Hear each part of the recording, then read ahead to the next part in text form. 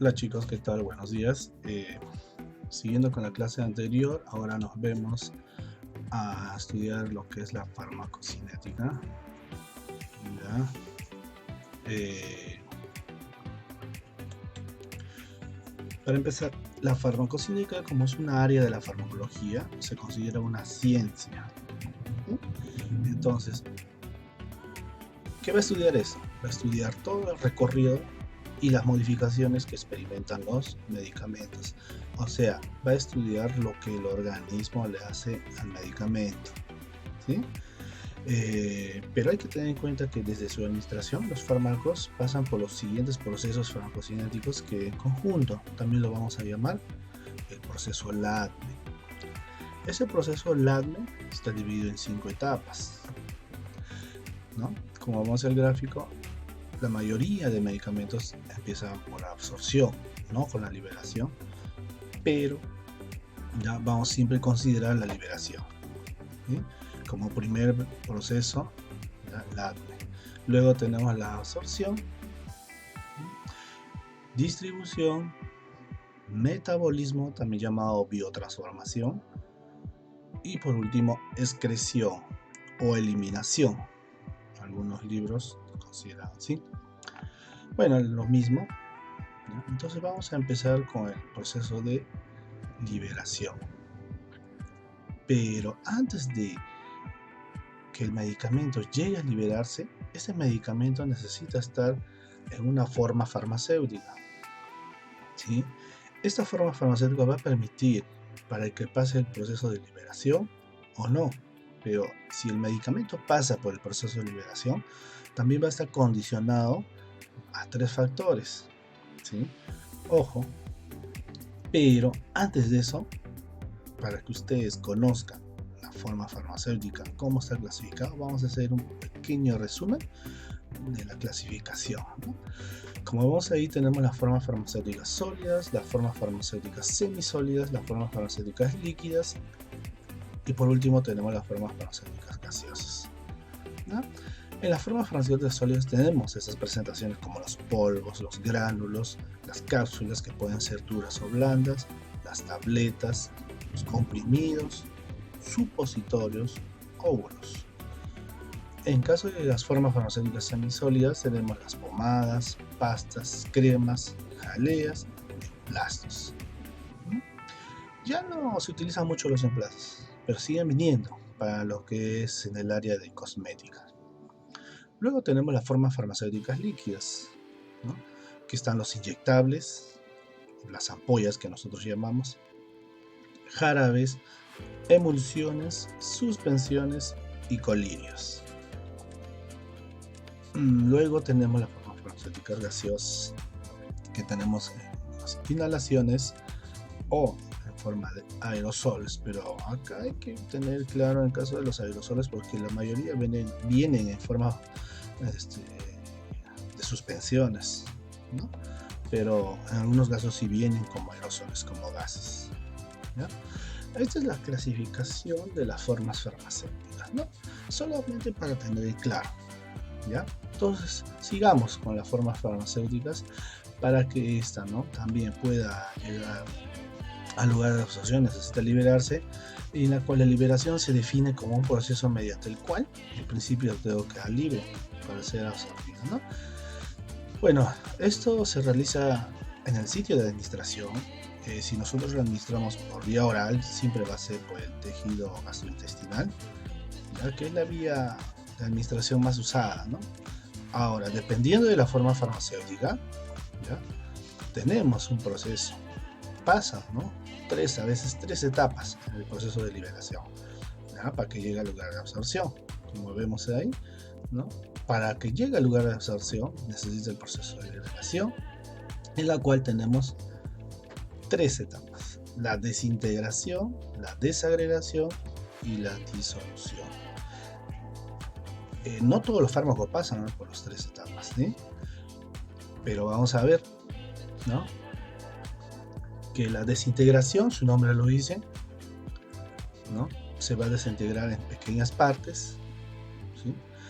Pero en la desagregación, ahí es donde hay un divisionismo entre el principio activo y los excipientes.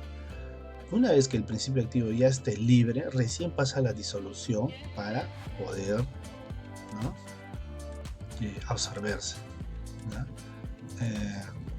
La desagregación, o como les dije, la separación del principio activo con el excipiente. La disolución, todos los principios activos van a pasar en este proceso porque necesitan diluirse para poder absorberse, ¿no? Generalmente, ¿no?, las formas farmacéuticas sólidas en el estómago van a llegar a diluirse, ¿sí?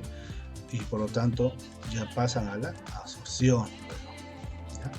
Entonces vamos a ver en este gráfico, tenemos una forma farmacéutica, como vamos a tomar el ejemplo de los gránulos, ¿no? Estas pasan por ser, ¿no?, sucesivamente disgregados y luego desagregados para luego entrar a disolución. Una vez que estén diluidos pasan a la absorción, ¿no? En caso de, vamos a ver, los fármacos que vienen en tableta, ¿no?, o cápsulas, estas no sufren desagregación, ¿sí? Solamente requieren ser disgregados para que luego entren a disolución y el principio activo pueda ser absorbido. En caso de las soluciones, o sea, los jarabes, por ejemplo, si hablamos por vía oral, estas ya se encuentran diluidas, ¿ya? Por lo tanto no pasan por esas dos etapas de disgregación o desagregación. Entonces eso llega exclusivamente para ser absorbidos, ¿sí? Entonces acá ese proceso de liberación es corto, pequeño, pero también hay que tener en cuenta que solamente los medicamentos que se administran directamente por la vía endovenosa, ¿no?, estas no van a pasar por el proceso de liberación, ¿sí? Pero el resto sí.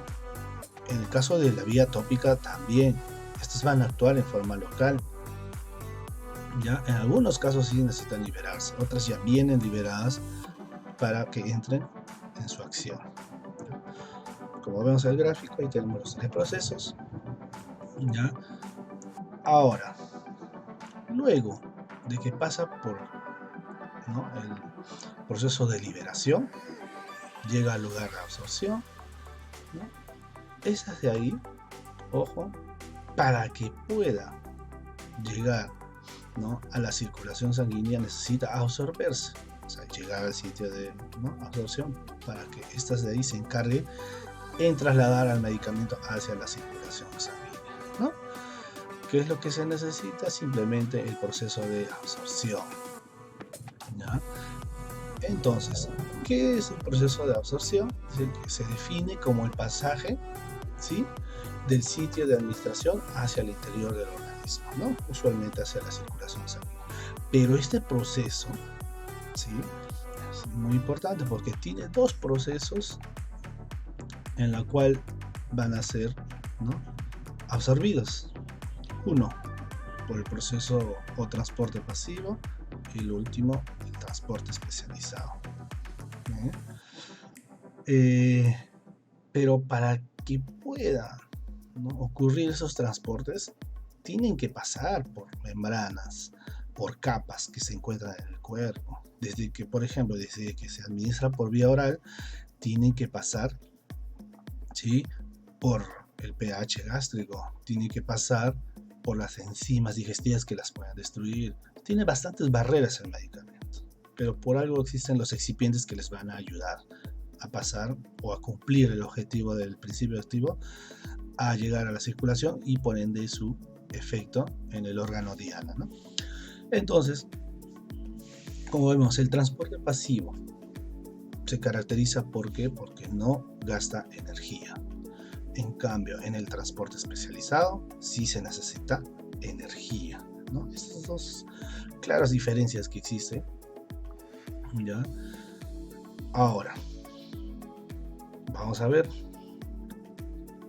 En el caso del transporte pasivo, tenemos, ¿sí?, 4 formas. 1, por difusión simple, difusión facilitada, filtración y ósmosis. Este transporte pasivo, ¿no?, se produce igual que unas membranas inertes, ¿no?, es decir, siguiendo las leyes de la física de la gradiente de concentración, ¿no?, o también del potencial o presión hidrostática, en caso de los riñones, ¿no? sea, van en el sentido de mayor a menor, siempre aclarando de que no consumen energía. Dentro de ellas, ya vamos a hablar primero la difusión simple, ¿ya? Es el pasaje, ¿no?, de sustancias y gases a través de una membrana, ¿no?, produciendo un equilibrio entre la gradiente de mayor concentración hacia el gradiente de menor concentración. Por ejemplo, tenemos ahí en la imagen, en la parte izquierda, ¿no?, tenemos ahí un montón de moléculas en la parte o en el espacio extracelular, y en el espacio intracelular está ninguna molécula. Entonces ahí en la parte extracelular vamos a ver que hay un gradiente de concentración mayor, o sea, bastantes principios activos, ¿sí? Pero estas ya pasan, ¿no? Imaginemos que hay 100 moléculas, ¿no? Estas van a tener que pasar por una barrera, ¿ya?, una membrana, que en este caso de la célula es una bicapa lipídica, la membrana celular. Entonces, ¿qué va a pasar? Por esa gradiente que hay, ¿no?, de mayor concentración, tiene que haber un equilibrio. Entonces pasa por el segundo, que las moléculas están pasando a otros espacios, por ejemplo el espacio intracelular, poco a poco. ¿Hasta cuándo? Cuando ya haya un equilibrio, ¿sí? Por ejemplo, vemos en la parte superior 50 moléculas y en la parte, ¿no?, inferior o intracelular 50 moléculas. Ya hay un equilibrio. ¿Qué ha pasado ahí? Simplemente las moléculas han pasado, ¿no? En este caso tenemos el agua, ¿no? El agua son moléculas tan pequeñas que a veces pasan, ¿no?, del espacio intracelular al extracelular o del extracelular al intracelular. El objetivo es de que haya un equilibrio tanto en el espacio de extracelular como el espacio intracelular. Si presentan gradientes o principios activos igual, ¿sí? Por eso es que estas llegan a ser absorbidas, ¿ya? Mientras más, ¿no?, hidrosolubles sean, pasan con mayor facilidad, sin gasto de energía, ¿no? Luego vemos el segundo, ¿no?, el segundo proceso, que es la difusión facilitada. Como vemos ahí, tenemos los canales de proteínas, son canales que van a pasar fácilmente las moléculas, y por el lado derecho tenemos las proteínas transportadoras, ¿no? Como las proteínas transportadoras van a atrapar la molécula para que, ¿no?, lo pasen al interior, o al exterior también puede ser viceversa, ¿sí?, para que haya un equilibrio. Pero estas de ahí no gastan energía. Oye, mira, ven, solamente se necesita un canal, o si no, la proteína transportadora, como ven, siempre pasa ¿no?, el espacio extracelular al espacio intracelular. Pero supongamos que haya bastantes moléculas, estas tienen que producir un equilibrio, ¿no? Por ejemplo, vemos así, ¿no? Esta sería una imagen en la cual las moléculas están constantemente manteniéndose en equilibrio, ¿sí? Siempre van a utilizar generalmente los canales, ¿ya? O si no, las proteínas transportadoras, como vemos ahí en la imagen. Las proteínas transportadoras son las que se encargan de transportar así en forma facilitada, pero estas de ahí no van a gastar energía. Hay que recordar que las proteínas transportadoras o los canales se les va a llamar carriers, ¿no? Así se les llama a las proteínas transportadoras o canales, ¿no?, que hacen el proceso de difusión facilitada. Luego tenemos el otro proceso, que es la filtración, ¿sí? En la filtración, vayamos a tomar un ejemplo como la filtración glomerular, ¿no?, que sucede en los riñones. Ahí tiene que haber una presión hidrostática para que puedan, ¿no?, salir las moléculas por la ley de la física, ¿no?, por presión. Por ejemplo, tenemos ahí una nefrona, disculpa, y ahí tenemos el corpúsculo renal, que es la cápsula de Goldman, ¿no? Esta parte, ¿no?, es importante porque ahí empieza, ¿no?, la filtración, ¿no?, en el área del glomérulo, ¿sí? Miren cómo ven, los vasos sanguíneos están bien presionados, que cada sustancia que pasa por la cápsula de Goldman, ¿no?, van a producir una filtración, ¿no?, generalmente de agua y algunas sustancias. Ese de acá sucede en una nefrona. y nosotros, ¿no?, en el riñón tenemos millones de nefrones. Por eso es que generalmente inician el proceso de, ¿no?, el proceso de filtración, ¿sí? Porque hay más procesos, ¿no? Pero lo estoy tomando como ejemplo, ¿no? No solamente sucede en los riñones, también sucede en otras partes, en la misma circulación sanguínea, cuando llegan a ciertas partes o ciertos órganos, ¿ya? Solamente para que lo vean, ¿no?, y se comparen, ¿no? La filtración se necesita una presión hidrostática. ¿Y dónde sucede eso? En el nivel renal sucede a nivel de la cápsula de Bowman, que forma parte de una nefrona. Luego tenemos otro proceso, que es el proceso de la ósmosis. Como vemos ahí, tenemos dos, comparando, ¿no?, dos, ¿no?, momentos en la cual está la solución. En la parte izquierda tenemos, ¿no?, el amarillo y el azul, ¿no?, que van a desplazarse su agua, en la cual va a producir un equilibrio, ¿no?, en forma igual. O sea, nos está aclarando que de una solución hipotónica va a pasar a una solución hipertónica. Por ejemplo, el color morado es una solución hipertónica, o sea, hay bastante concentración de gradientes, ¿sí? Y la solución hipotónica tenemos ahí el color amarillo, en la cual los gradientes de concentración es casi nula. Pero nosotros, ¿no?, vamos a poner ahí una membrana semipermeable a la mitad, igual, por ejemplo, cualquier membrana biológica, van a pasar esos gradientes, ¿ya?, hasta que haya una presión o un equilibrio osmótico, y a eso nosotros le llamamos medios isotónicos, ¿ya? Por ejemplo, ¿no?, en el medio hipertónico nosotros colocamos bastante azúcar con agua, y en el medio hipotónico solamente agua. Después pasa en un tiempo determinado, estas dos se van a mezclar, y ese medio hipotónico que no tenía nada de azúcar va a tener un grado de concentración de azúcar igual que la otra solución. Por eso es que en los dos casos hay esas soluciones isotónicas, se le llama así, en la cual van a ser iguales, ¿ya? Siempre se trabaja con las membranas biológicas porque estas son semipermeables, ¿ya? Una vez que ya hemos visto ahora esos transportes pasivos, vamos a ver ahora los transportes especializados, ¿ya? Como aclarando y viendo una vez más, estas sí consumen energía. Y tenemos dos tipos, el transporte activo y el fagocitosis o pinocitosis, ¿ya?, que estas sí necesitan energía para poder atrapar o eliminar una molécula, ¿no? Por ejemplo, tenemos transporte activo, ¿no? Ahí tenemos esos canales, ¿sí?, como ven, pero ven ahí el ATP. El ATP, ¿no?, es una molécula que tiene una energía. Cada vez que el ATP gasta una energía, se transforma en ADP. ¿Por qué? Porque el ATP significa adenosintrifosfato. Cuando gasta una molécula de energía, esta se transforma en ADP, adenosindifosfato, ya no tri. Entonces ahí está la diferencia en gastar, ¿no?, una molécula para producir energía. Como vemos ahí, ¿no?, esas concentraciones de sodio no pueden salir por esos canales, necesita un empujón, ¿no? ¿Y qué va a pasar si nosotros damos ese empujón? Las moléculas de sodio van a salir.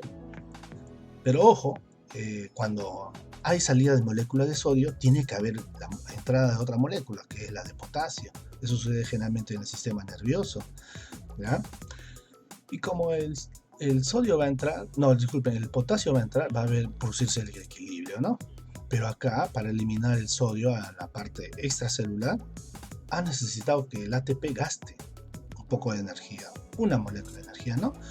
Y este ATP se transforma en ADP, ¿sí? Pero facilita a que el sodio salga con ese empujón que ha dado el ATP. Pero va a ser aprovechado por el potasio para que, ¿no?, sea y pase al área intracelular, ¿no?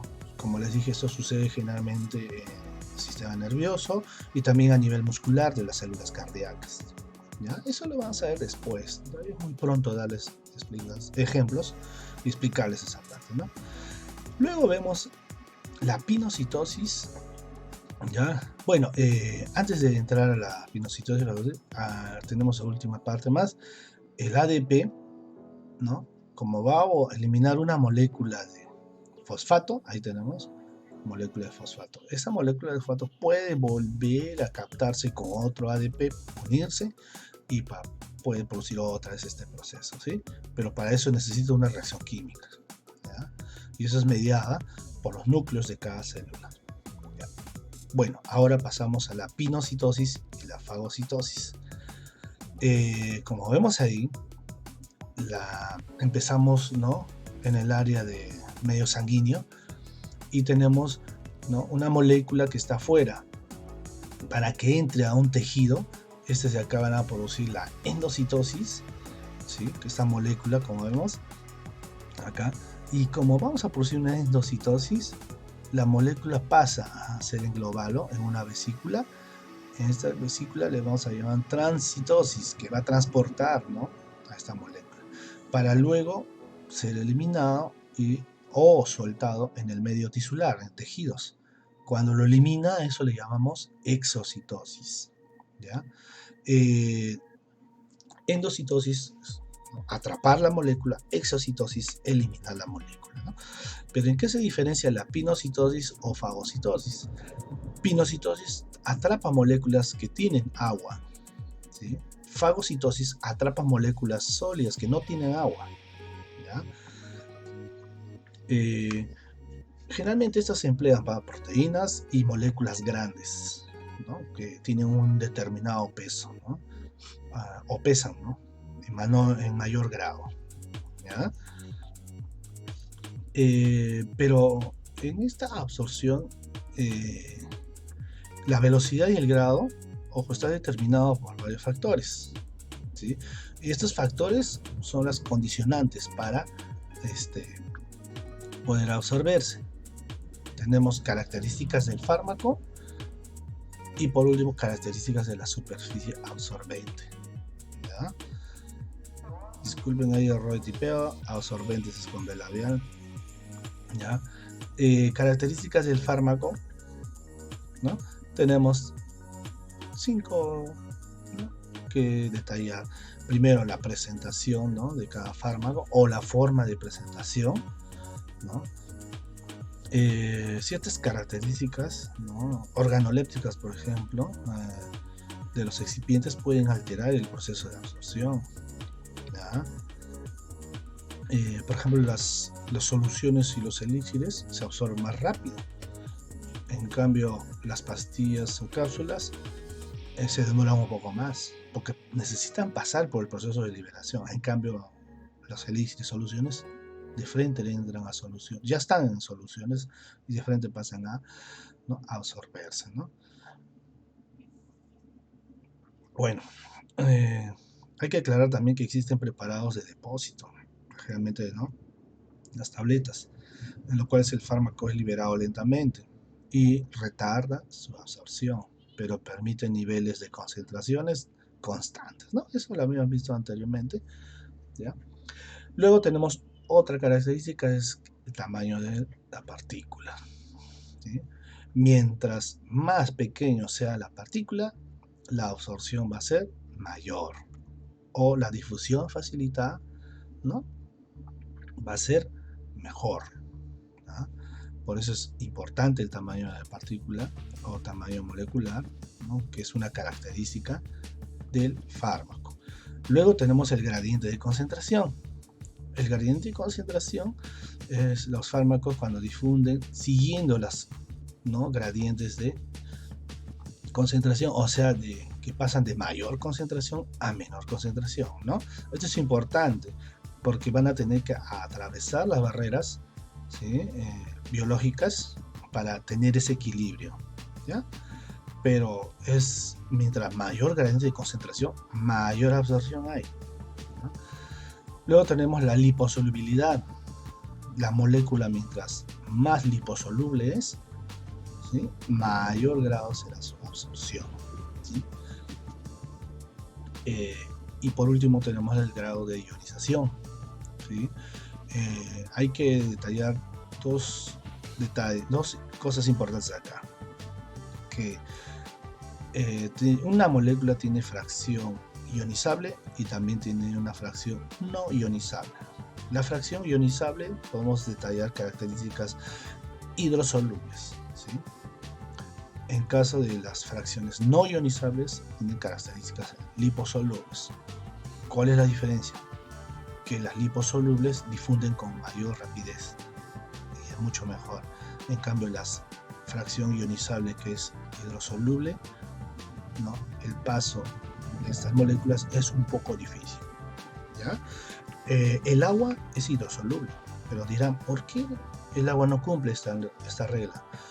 Porque el agua es una molécula muy pequeña que puede pasar cualquier barrera por el tamaño de partícula, como habíamos visto la segunda característica del fármaco, ¿no?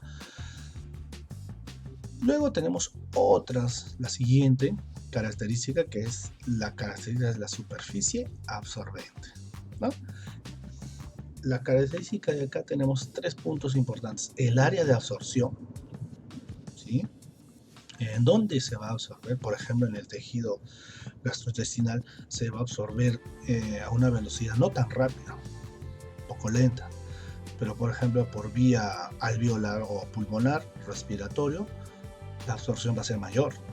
Entonces va a depender del área donde se administre el medicamento, ¿no? Luego tenemos la otra característica, que es la irrigación. En caso de la irrigación, la absorción es más rápida, ¿ya? Y completa, pero va a depender de la vascularización, o sea, la cantidad de sangre que llega ahí. Mientras mayor cantidad de sangre hay, mayor será la absorción. No hay tejidos que están mayormente irrigados, tiene bastante, ¿no?, vascularizaciones, ¿no? Tejidos musculares de ciertas áreas. Por ejemplo, cuando nosotros administramos por vía intramuscular en el glúteo, tiene bastante vascularización y su absorción puede aumentarse, ¿ya? Y bueno, vemos otros factores, ¿ya?, en la cual pueden, ¿no?, variar la absorción. Por ejemplo, tenemos la presencia de alimentos o el consumo con otros medicamentos. Luego tenemos el vaciado gástrico. Si vamos a consumirlo en forma no muy fría o muy tibia.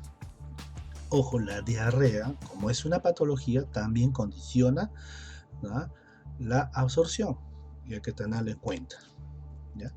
Bueno, una vez pasado la absorción, vamos a ver lo que es la distribución, pero antes de llegar a la distribución hay que dar un buen concepto de este proceso, que muchos a veces no hablan, ¿no? La biodisponibilidad, que es muy importante. Nosotros necesitamos saber la biodisponibilidad de cada medicamento. Por ejemplo, la biodisponibilidad de cada medicamento va a ser variable, porque con la presencia de alimentos puede disminuir su absorción y va a disminuir su biodisponibilidad, ¿sí? Entonces, la biodisponibilidad representa la fracción de dosis administrada que alcanza la circulación general en forma inalterada, o sea, todavía está activa, o sea, que se haya disponible para producir su efecto, ¿no? Para que ustedes lo entiendan mejor, ahí tienen, ¿no? Como nosotros vemos la curva azul, ¿no?, el inicio de absorción, ahí vemos concentración versus tiempo. Mientras se va absorbiendo va aumentando y el tiempo va pasando, pero va a llegar a un punto donde después va a disminuir, ¿sí? Su biodisponibilidad, ¿sí?, es todo lo que está dentro de, ¿no?, el área azul, o sea, el área bajo la curva. Esto de acá, la curva azul, es un claro ejemplo de un medicamento que se ha administrado por vía oral. En cambio, el gráfico, ¿no?, naranja, que en la parte del fondo, ¿no?, la curva es recta. Esta ha iniciado de frente al 100%, ¿no? Sus biodisponibilidad es al 100%, porque inició al total, pero va disminuyendo poco a poco. Presenta otra curva, en línea recta. Estos medicamentos, por ejemplo, tenemos las que se administran por vía endovenosa. Estos medicamentos son administrados directamente a la circulación y por eso su biodisponibilidad es al 100%, ¿no? En caso de El otro ejemplo de la curva azul, tenemos las hormonas alcanzan al 99% de absorción, casi al 100%. Y es más, podría atreverse que puede llegar al 100%, porque las hormonas son altamente, ¿no?, absorbidas por el cuerpo, ¿ya? Solamente para aclarar esta parte con respecto a la biodisponibilidad. Entonces, luego que el medicamento sea absorbido, va a llegar a la circulación, ¿no?, o sea, al plasma, como llamado también, y estas se distribuyen, ¿no? La distribución, por ser un proceso, ¿no?, ya farmacocinético, dice que luego de ser absorbidos, inyectados ya a la circulación, los fármacos, ¿no?, circulan en la sangre junto a otros elementos que están dentro del plasma y también proteínas plasmáticas, que es muy importante, siendo distribuidas así en todos los tejidos, ¿ya? Y estas van a pasar otra vez por las membranas biológicas que les permiten alcanzar el sitio donde van a ejercer su efecto. Pero acá tenemos dos fases de distribución, ¿sí? Pero tenemos la fase inicial y la segunda fase. Pero para eso, por ejemplo, cuando el medicamento llega al plasma, tiene una opción de pasar a proteínas plasmáticas o, si no, interactuar con el agua intersticial, ¿ya? El agua intersticial es el espacio que hay entre una célula a otra célula, ¿no? Ese pequeño espacio vamos a encontrar agua, ese le vamos a llamar agua intersticial, que a su vez estas pueden llegar a pasar al agua intracelular, o sea, al interior de la célula. Y algunos casos pueden llegar a depositarse, ¿no?, en soluciones o sustancias no acuosas, por ejemplo, la grasa, el tejido adiposo. Estas pueden entrar y pueden salir y otra vez pueden regresar al plasma, ¿no? Pero acá tenemos lo más importante, ¿no?, las fases de la distribución, como les había dicho, que son fase inicial y segunda fase, ¿no? Como ya le hemos dado un concepto, ¿no?, luego de ser absorbidos, ¿no?, estos medicamentos pasan a la circulación para que lleguen luego a su sitio o lugar de acción para producir su efecto, ¿ya? Estas fases de distribución tenemos la fase inicial, ¿ya? La fase inicial ocurre a los primeros minutos una vez que se haya administrado el medicamento, disculpen, haya llegado al órgano, ¿ya? Generalmente ocurre en los órganos mejor perfundidos. Por ejemplo, tenemos el corazón, el riñón, el cerebro, ¿ya? Y esto está relacionado también al gasto cardíaco o al flujo sanguíneo renal, porque si no hay buena circulación, también los fármacos van a dificultar su llegada a ciertos órganos, ¿no? Luego tenemos la segunda fase, que depende del flujo sanguíneo regional, pero esto involucra una mayor masa corporal, pues luego de la fase inicial queda una pequeña fracción de fármacos relativamente menor, ¿no?, que va a llegar a otros órganos y puede producir ahí los efectos adversos, ¿no? O vamos a ver, ¿no?, los famosos efectos adversos, que en la cual esa pequeña fracción que no ha llegado al órgano donde va a hacer su efecto, va a hacer efecto en otro órgano, ¿sí? Podemos decir así. Luego tenemos luego vamos a ver los mecanismos de distribución. Tenemos dos mecanismos, la fracción libre y la fracción ligadas a proteínas, ¿ya? Vamos a ver la fracción libre, ¿ya? La fracción libre, ¿ya? Ay, disculpa. Por ejemplo, tenemos ahí moléculas, ¿no?, que son esos tipo cuadraditos, que estas moléculas son, si están libres, son las que van a producir el efecto, ¿no? Es el fármaco libre. Pero cuando estos fármacos están unidos a la proteína plasmática, en este caso podríamos decir la albúmina, no van a producir efecto. En eso se diferencia. Pero cada una de ellas tiene su ventaja, porque la fracción libre va a hacer su efecto, ya es más difusible a sus órganos donde va a actuar, pero su desventaja es de que estas se pueden metabolizar y eliminar después, ¿sí? En caso de la fracción ligada, las que están unidas a la proteína plasmática, ¿no?, Estas no van a ser difusibles, no van a pasar a los otros tejidos, pero no van a ser metabolizados, menos eliminadas. Por lo tanto, podemos tomarlo en cuenta como si fuesen de depósito, pero momentáneo, porque mientras se van agotando los fármacos libres, se van liberando los fármacos unidos, ¿no? Para que se tenga un equilibrio. Ojo, hay que tener en cuenta de que hay fármacos que están unidos a proteínas plasmáticas que no pasan. Por ejemplo, la barrera hematoencefálica, la placenta, a veces no van a llegar a pasar y necesitan fracción libre, ¿no? Pero ojo, si entran al caso de la placenta, pueden causar un efecto no deseado, ¿no? En el embarazo o en el feto. ¿Ya? Teniendo en claro de que los fármacos ácidos o de naturaleza ácida llegan en mayor proporción a la albúmina, ¿sí? Y en caso de los medicamentos básicos se unen también mayormente con las glucoproteínas que se encuentran en la sangre los dos, ¿sí? ¿Ya? Espero que entiendan esta partecita que es importante. Por eso es que en los insertos de los medicamentos tenemos, ¿no? Distribución, tenemos unión a proteínas, 50%, dicen, ¿no? ¿Qué quiere decir? Que el 50% de fármacos que se ha absorbido va a unirse a proteínas y el otro 50% va a quedar libre y por lo tanto su, ¿no?, distribución, su acción va a ser así, ¿no? Poco a poco se va a liberar para producir un efecto, ¿no?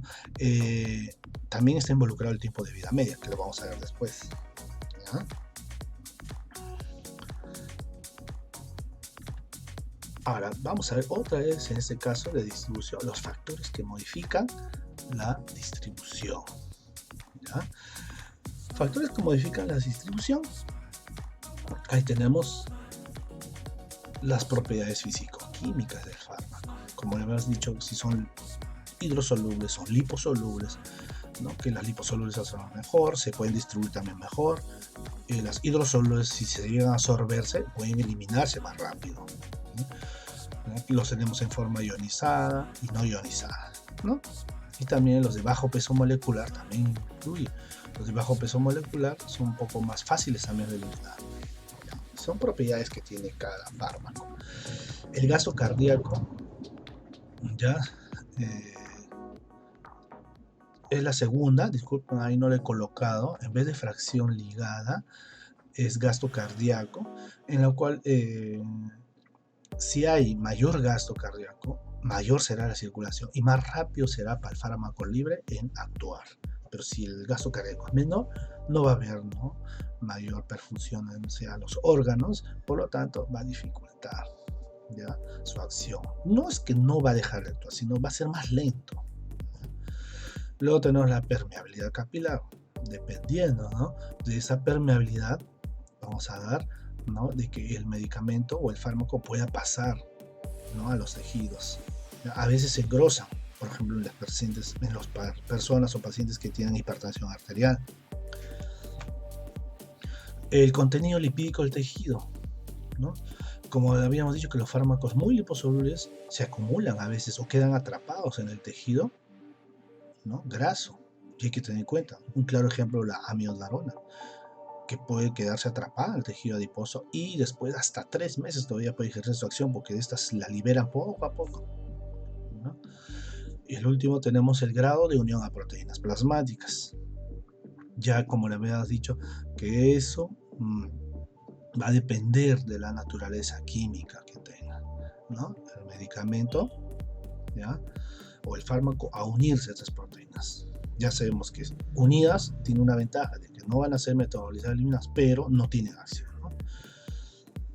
Bueno, luego de esta distribución, una vez que estos órganos hayan pasado, estos fármacos hayan pasado al lugar de la circulación, van a llegar al órgano donde tienen que hacer su efecto, ¿sí? Pero van a pasar por una barrera. Una vez que hayan hecho su efecto, ojo, a eso nosotros le llamamos farmacodinámica, que eso lo vamos a ver en la siguiente clase, ¿no? Pero acá lo principal es la farmacocinética, luego de la distribución, estas ya necesitan ser transformadas o biotransformadas, ¿ya? O metabolizadas, ¿sí? Entonces, para este proceso, ¿no? Como ven en la figura, nos falta completar la biotransformación o metabolismo, y ahí tenemos, ¿no? Del plasma pueden pasar, ¿sí?, a ser metabolitos. Los metabolitos es el resultado de la transformación, ¿ya?, de los medicamentos. Hay metabolitos que pueden seguir ejerciendo su acción y hay metabolitos que no pueden seguir ejerciendo su acción, ¿ya?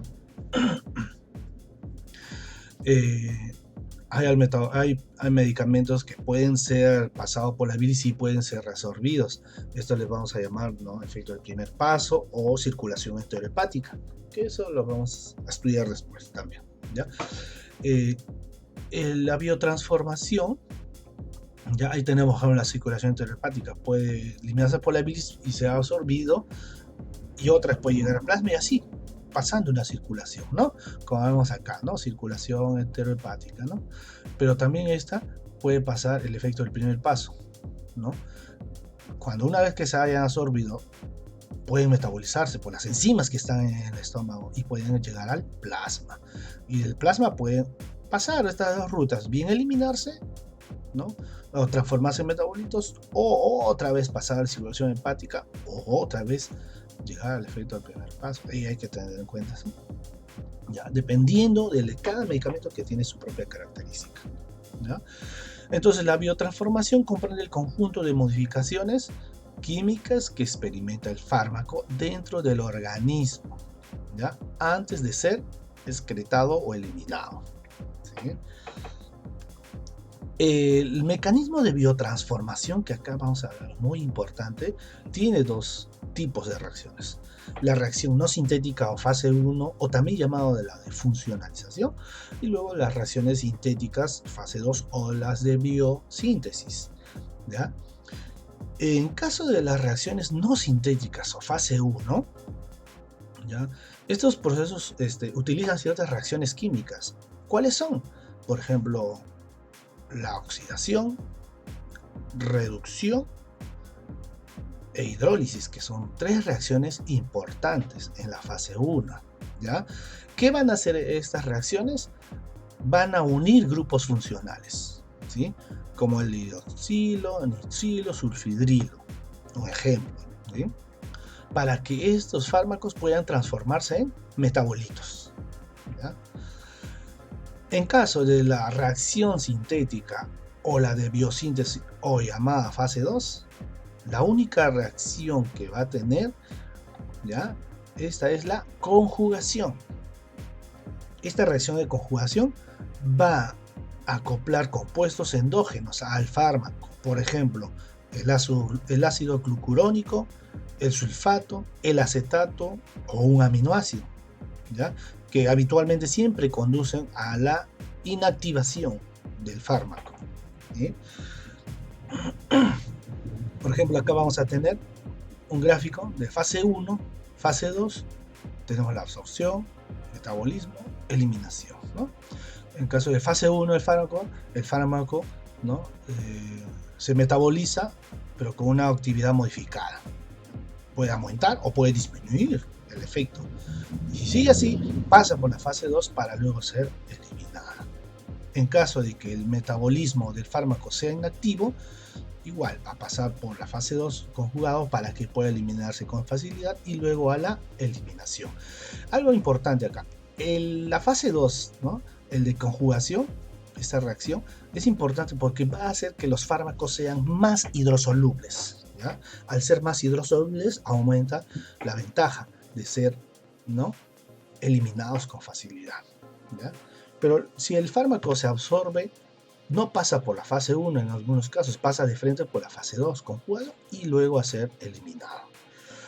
Pero hay otros casos que el fármaco no pasa por ni la fase 1 ni la fase 2, de frente pasa por eliminación, no pasa por el metabolismo. Un claro ejemplo tenemos la amoxicilina. No, la amoxicilina no se metaboliza, ¿no? Entonces, ahí es donde sucede este medicamento en la cual pueda tener acción a nivel renal, ¿no? En ciertas infecciones leves nada más, ¿ya? Luego que hemos visto esta parte de la biotransformación, ¿no? Hay órganos encargados, órganos responsables de la biotransformación. Por ejemplo, tenemos el hígado, que nosotros conocemos que es el órgano central para producir un metabolismo de los fármacos, ¿no? Ayuda a transformar a los fármacos también a que puedan ser eliminados. Luego tenemos el tejido gastrointestinal, ¿ya? Que se metaboliza a nivel del intestino. Hay algunos medicamentos que también se metabolizan a nivel intestinal, ¿ya? La insulina, ¿no? Tenemos las mismas penicilinas naturales, ojo, no, por eso las penicilinas naturales se administran por vía endovenosa, no por vía oral, ¿no? Otros órganos tenemos los pulmones, la piel, los riñones. Cada, ¿no? órgano tiene, ¿no? un mecanismo de metabolismo dependiendo del fármaco que lleve, ¿no? Pero ahora vamos a ver los factores que modifican la biotransformación. Tenemos factores genéticos, que eso va a depender de la genética de cada persona. No todos tenemos la misma genética, ¿sí? Factores fisiológicos, esto involucra, ojo, la edad, ¿no? También el sexo, que está mediado por las hormonas, estrógenos o andrógenos, gestación, ¿ya? Estos metabolizan más rápido. El estrés, ojo, el estrés incrementa la transformación de los medicamentos o fármacos, ¿sí? Por la liberación de los glucocorticoides. En el caso de los factores patológicos, tenemos la desnutrición, ¿sí? Que obviamente va a estar deficiente en una persona que tenga su biotransformación.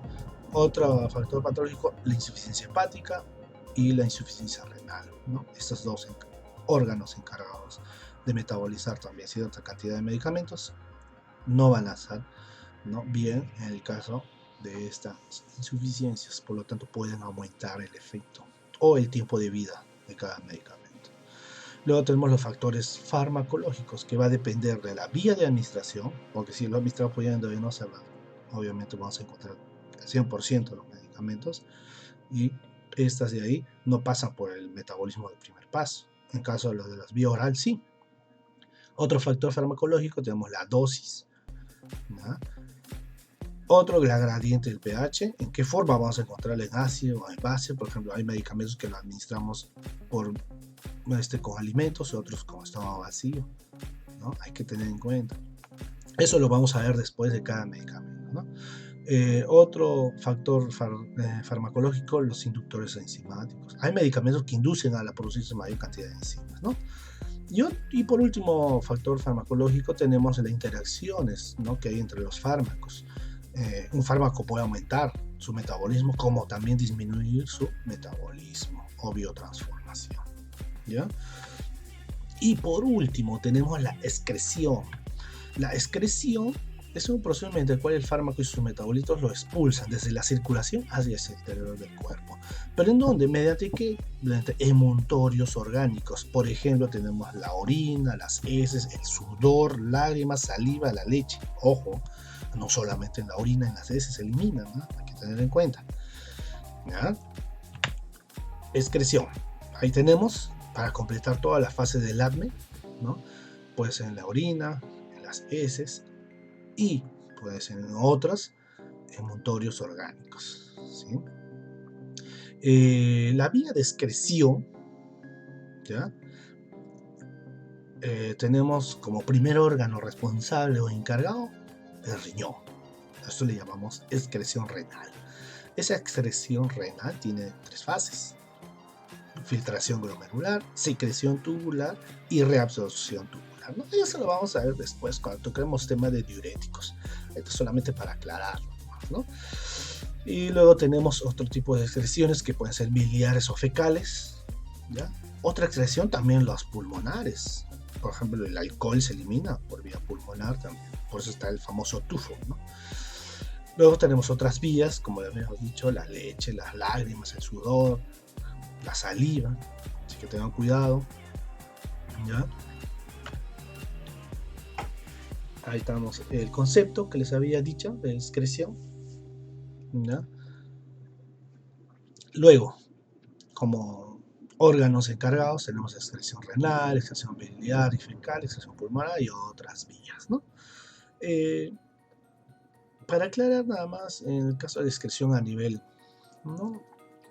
Solamente en esta área tenemos la excreción renal, biliar mediante las heces, pulmonar mediante el aire y otras como tenemos el sudor, saliva y también las glándulas mamarias mediante la leche materna. Ojo con las madres que consumen medicamentos, hay concentraciones pequeñísimas que pasan en la leche, pero esas concentraciones mínimas llegan a tener un efecto a los bebés, porque los bebés en pequeñas concentraciones van a producir ese efecto, ¿no? Luego, ¿no? Ojo, estas para que lleguen antes de ser excretadas necesitan pasar por la biotransformación y el metabolismo enzimático o metabolismo, ¿no? Para transformarse en metabolito, que son fácilmente excretados, ¿ya? Y bueno, por último, darle un concepto del tiempo de vida media. El tiempo de vida media es el tiempo requerido para que la concentración plasmática de un fármaco presente en el organismo se reduzca un 50%. Por ejemplo, vemos ahí en la curva, tiempo de vida media, justo está casi a la mitad, ¿sí? De la concentración plasmática del fármaco, ¿sí? Ese es el tiempo. ¿Y qué va a pasar? Que necesitamos, como tenemos la concentración al 50%, tenemos que medir el tiempo. ¿Cuánto tiempo ha pasado para que la concentración esté a un 50%? ¿Sí? A nivel plasmático, ¿no? Eso es tiempo de vida media, ¿no? Bueno, chicos, fue un gusto darles esta clase de la... yo sé que hay más información que darles, mayor énfasis a esto. Es muy importante como introducción a la farmacología y el estudio de los medicamentos.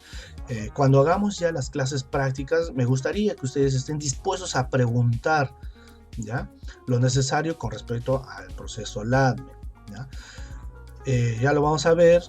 Espero que termine toda esta pandemia, aunque lo dudo, pero de todas formas siempre ilusionándome que va a haber ya las clases prácticas para despejar todas sus dudas. Me gustaría que, como les dije una vez más, hagan sus preguntas, porque nosotros somos la carrera de farmacia y como de farmacia necesitamos saber todo lo que está relacionado a medicamentos y por lo tanto no tenemos que ser ajeno a esto. Si nosotros no sabemos farmacología, yo les recomiendo que se esfuercen en seguir estudiando, darle más, ¿no?, importancia a esto, porque esto es el núcleo de nuestra carrera, ¿ya? Cualquier duda o preguntas me lo pueden hacer mediante la delegada. Si hay preguntas, yo normal lo puedo responder haciéndoles otros videos, pero ordenadamente esas preguntas, por favor. Los espero, chicos. Les voy a dejar un trabajo práctico, no se olviden. Ya les voy a dar las indicaciones ya después, ¿ya?, en el momento de clase. ¿Ya? Nos vemos, un gusto. Chao. Cuídense.